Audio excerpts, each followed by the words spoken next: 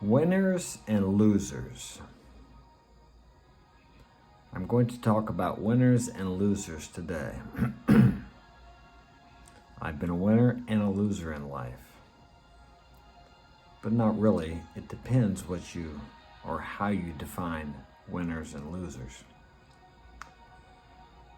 The loser gets knocked down and he doesn't get back up. The winner gets knocked down, but he continues to get back up. Although he may seem to lose, or he may lose the event, he gets back up and he keeps trying. He doesn't give up. He continues to get up and he never gives up until he finally reaches his victorious status. And then, what do the haters do? Oh, he's so lucky. Man, he gets the lucky breaks. They don't see the sleepless nights, the tears on the pillow the man cries after his losses, his defeats, his disillusionments. They don't see that. They don't see the disappointments, the sadness, the discouragements that these men go through voluntarily.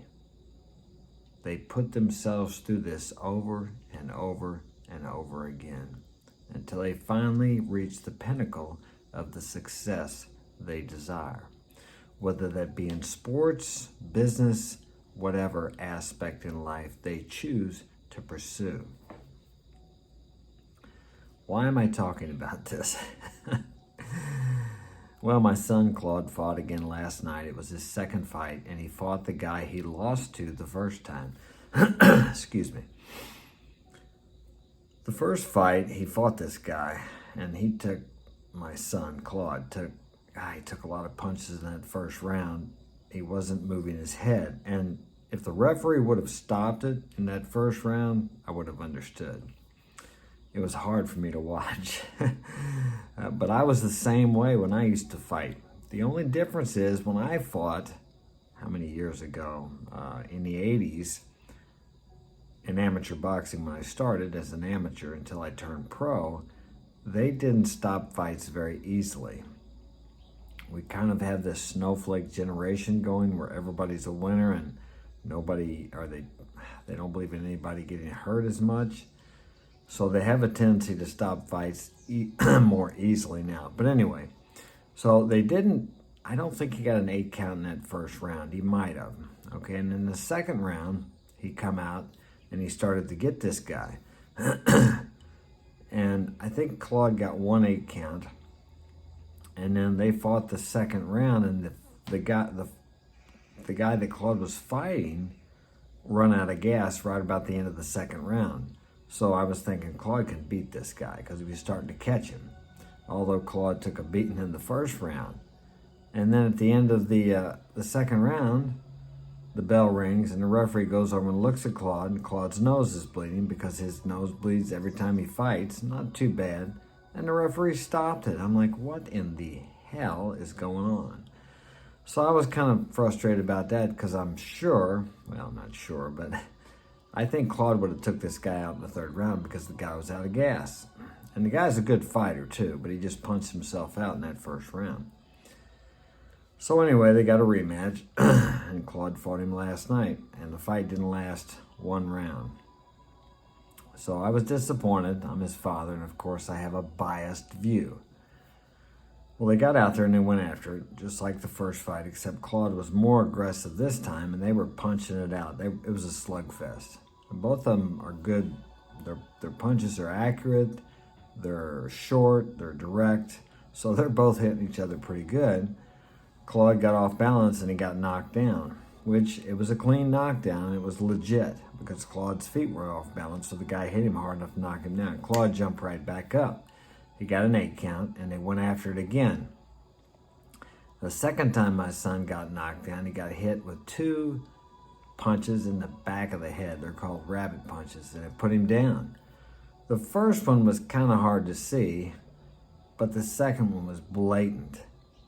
And they stopped the fight and gave the fight to the other guy. And I didn't understand that because these referees are always calling out the kids for stuff that I can't even see what's going on. I mean, little stuff that just happens in fights, and they didn't say anything about this. So, having them stop the first fight because Claude had a bloody nose, and then last night Claude losing because of an illegal punch, I was pretty frustrated to say the least. I thought the coach should have at least told them or said something to them, but they didn't. So Claude lost the fight. I was kind of angry about it, to be honest. Boxing is not one of the most clean games there is out there. That it's kind of, but that's the way it is. All right, so I've seen some dirty stuff in my boxing career, dishonesty, different things, but that's in all things, I suppose. So I was pretty frustrated about that last night, kind of angry. And then this morning I woke up after thinking about it, sleeping on it, so to speak. I thought, well, in life, what are we going to do? I can't change what the referees did. And this kid that Claude fought, he's a good fighter. I mean, I'm not taking anything away from him. I don't think he maliciously punched my son in the back of the head. Maybe, but I don't think so. And he won, okay? But what can Claude do about it? Okay, what I saw last night was an effect. What is the cause? Okay, well, the effect is the referees, Claude getting off balance and getting knocked down, Claude getting his back turned around to where this kid actually hit him in the back of the head twice. Well, the first rabbit punch, Claude wasn't turned around, but the second one he was, and it was blatant. Okay, that's an effect. Where's the cause? Okay, the cause is in the mind of my son, and possibly in the mind of myself and my children, because we all, for some reason, we're all concerned about Claude more so than we are Henry when he fights, or my other son when he fights, or Frank. I have 4 sons fighting. So we may have contributed to it also, out of our fear of Claude getting hurt or him losing the fight or whatever. And then also Claude, I have to sit down and talk to him. What was going on in his mind before this fight? Because in the first fight, Claude took a lot of hard punches, but he was stable. He didn't get affected by them. He wasn't stunned by them, although I was stunned watching him get hit like that. But as I said, that's how I used to fight too. It took me a long time to learn how to move my head. I don't think I ever won a first round in my life, and even a second round. It was almost like I had to know I was losing and going to get knocked down until I started coming on. And then I would take these guys out usually in the third round. But back to the cause. The main cause is probably, I believe, in the mind of my son. My other son was telling me he had some fear. Of course, he was fighting this guy that beat him the last time, which is normal. So what I'm going to do is sit down with my son Claude, and Henry and I are going to talk to him and try to discover what he was thinking about before the fight.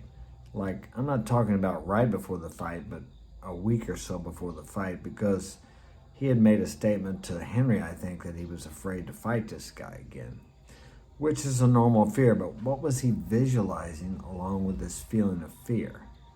And I would almost bet you that he was visualizing or thinking about not wanting to lose, not wanting to get knocked down, not wanting to get an 8 count. Well, you can't think about what you don't want. You will because if you're thinking about what you don't want, you're thinking about what you don't want with the emotion of fear. And that will draw into your life the very thing that you want to avoid. So you have to think about what you do want. In this case, when you would catch yourself thinking about losing or getting knocked down or the fight getting stopped or getting hurt, he needs to think about him stopping the other guy, him knocking the other guy down, him raising his hand at the end of the fight, victorious, with the emotion that would bring along with it. So that is the cause. Whatever happened last night in Claude's situation was an effect. The cause begins within us. I think I might have said that wrong. The cause is here within you and I. The effect is what happens out there. Now, some of you may say or think, well, that's that esoteric law of attraction crap. That's not logical or factual. But I think you all will agree with me, and I've spoken about this before, that everything that is built and happens in the world by man began with a thought. And it had to have an emotion behind it, otherwise you never would have taken action on that thought. The emotion of desire, maybe the emotion of fear, the emotion of compassion to help people with something that you invented or that you did, you volunteered. Everything begins with a thought and an emotion. Your losses, your victories, your failures, your defeats, your successes, everything begins within you. In a certain way, you are the center of the universe, the center of your universe.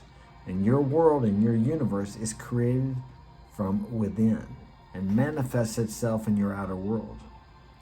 And whatever you're holding within your kingdom, the kingdom of heaven truly is within you, as well as the kingdom of hell. You create either of those by the choices of what you think and what you feel. Think about that today with an open mind. I'm going to go. Take care. Have a great day. Thanks for joining me. Share this with a friend if you think it will be of value to them. See you next time.